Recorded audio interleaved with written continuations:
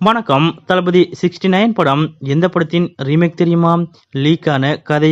இதை பத்தின முழுவிவரத்தோட இப்ப நம்ம பார்க்கலாம். விஜயின் கடைசி படமான தளபதி 69 படம் அரசியல் படம் என்பது அனைவரும் அறிந்த ஒன்றே. இந்த நிலையில் சூப்பர் டூப்பர் ஹிட்டான ஒரு படத்தை தான் விஜய் வைத்து ரீமேக் செய்கிறார் வினோத் என தற்போது தகவல் வெளியாகியுள்ளது. அதாவது தமிழக வெற்றி கழகம் கட்சியை தொடங்கி நடித்து வரும் விஜய் அவர்கள் முழு நேர அரசியலில் ஈடுபட முடிவு செய்துவிட்டார்.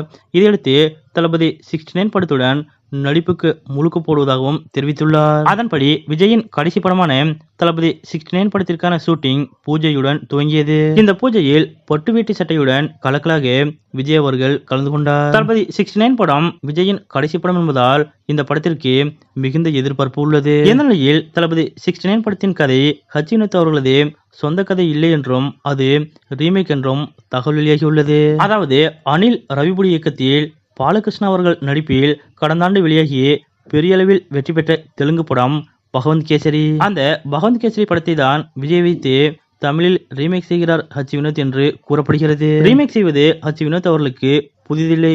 முன்னதாக அஜித் அவர்களை வைத்து பிங்க் ஹிந்தி படத்தை நேர்கொண்ட பார்வை என்கின்ற பெயரில் தமிழில் ரீமேக் செய்தார். இதனால் பகவந்த் கேசரியை கச்சிதமாக ரீமேக் செய்துள்ளார் என்று கூறப்படுகிறது.